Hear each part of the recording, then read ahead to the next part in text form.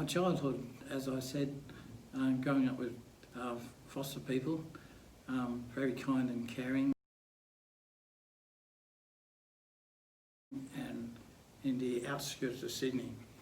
It's all metropolis now, but there was the bushland there, the national parks there, where I was able to go and play and find lizards and the creeks and all that. And there was just something in me that I was drawn to that.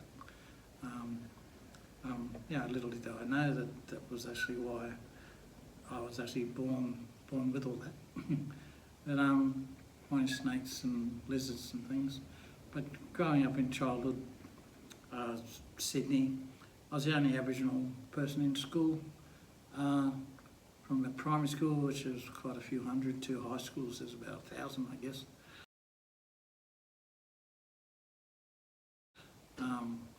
And growing up there, and it actually made me feel sort of lost and alone, and that type of thing. And the best way I could do was doing well at school, which I did. And a lot of people, other students didn't really like that because I was a bit smarter than them.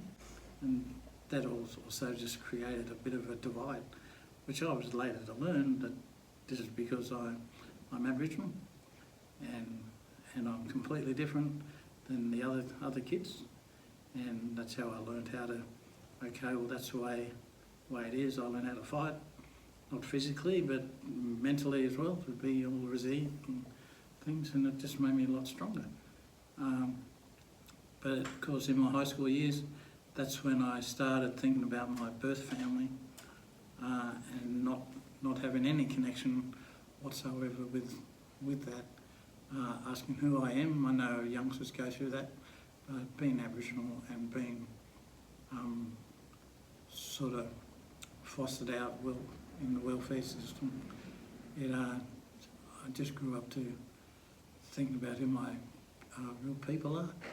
And all the things I read about in the books a lot of things were false, and about Aboriginal history, which wasn't taught much back then in the 70s, or hardly ever. It was just the way I was able to handle things and all that. But there's just a yearning of wanting to know where I came from was actually sort of, I guess, defined the way I wanted to find my family, which came as because I was all confused and, well, perhaps a bit angry. Not angry at my foster people, just angry with why I was living in Sydney without any knowledge. I did become quite good at stealing things, which you shouldn't be good at all. But it was just a way of expressing. I was actually reaching out and calling out, just to say I want to, not so much need help, but just can someone tell me where I come from, that type of thing.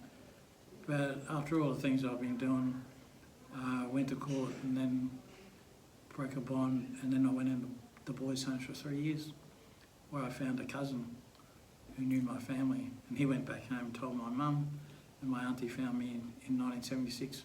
She came to Sydney to find me, and that started my journey home. So with the circumstances of being in the boys' homes, which is not a good place to be, I know we're pretty overrepresented in the justice system. Pretty high percentage, I think. But it turned out to be a sort of blessing, I guess. And just by accident, I was able to find my mum, who I actually met twice, in 1976 and 1980. She passed away in 1982. And that was the thing, but that didn't actually really hit me in part until I was a bit older, when I really wanted to go back home and find my family and my brothers. I had a younger brother who I didn't know about, actually grew up in Sydney same time, and different foster family. But yeah, I did meet him too. But some of the memories of growing up was yeah, really fantastic with the right love and care which everyone needs when they're young. And understanding foster people too. And my foster mum is 92, or she will be, next month.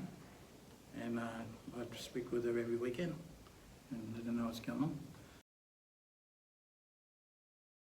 And yes, and my other foster siblings as well.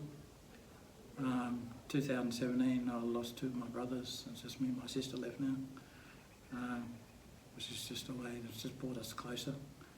But I've got a lot of nieces and nephews, and great nieces and nephews, which just keeps me going. Yeah.